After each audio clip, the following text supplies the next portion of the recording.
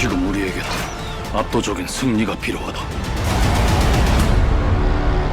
1760만 신화를 기록한 명량의 김한민 감독이 기획한 이순신 3부작 프로젝트 중 그 두 번째 한산 용의 출연이 7월 27일에 개봉한다고 합니다. 오늘은 이 한산 용의 출연을 보러 가기 전에 알아두면 재미있는 흥미로운 사실들을 알아보도록 하겠습니다. 지금 바로 확인해보시죠. 한산은 명량에 이은 이순신 프로젝트의 두 번째 작품인데요.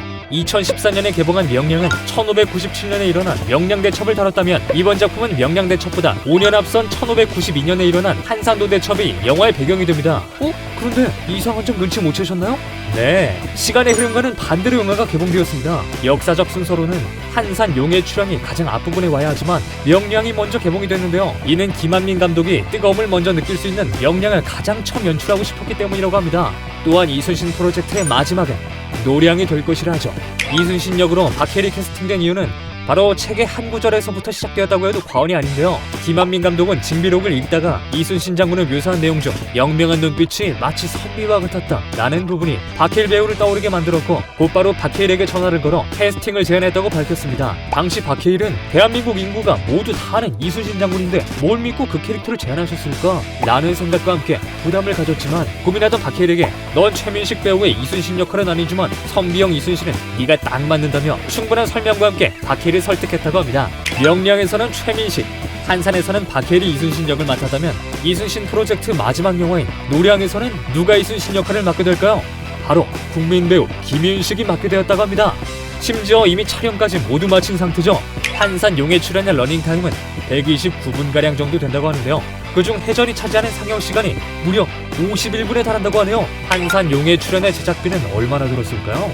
2014년에 개봉했던 명량은 총 190억 원의 제작비로 7배 이상의 매출과 대한민국 역대 최다 관객수 동원이라는 타이틀을 얻었는데요.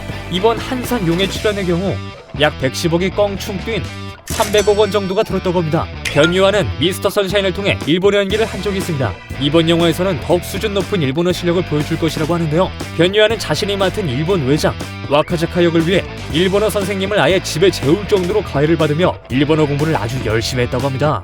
변유아만큼이나 작품에 대한 자세부터가 다른 배우가 있는데요. 이 배우는 배역을 위해 삭발까지 감행했다고 합니다. 바로 항해군사 준사 역을 맡은 김성규인데요. 그는 머리를 미는 곳에 별다른 두려움이 없이 준사라는 캐릭터를 표현하기 위해 노력했다고 합니다. 준사는 일본인이지만 자신의 신념과 조선을 위해 온 힘을 다해 싸우며 전쟁의 의미에 대해 다시금 생각하게 만드는 캐릭터로 이순신이 직접 쓴 난중일기에 나오는 실존 인물이라고 합니다. 그렇다면 준사처럼 일본군과 싸운 일본인은 얼마나 됐을까 궁금할 법도 한데요. 조선 왕조실록 등 역사서를 뒤져보면 이런 항해군에 대한 설명이 생각보다 자세하게 기술되어 있으며 이들은 임진왜란과 정유재란에서 맹활약하며 이름을 떨치기도 했다고 합니다. 한산 용의 출연은 임진왜란 7년 동안 가장 큰 승리를 거둔 최초의 전투로 젊은 날의 이순신 장군을 담고 있습니다.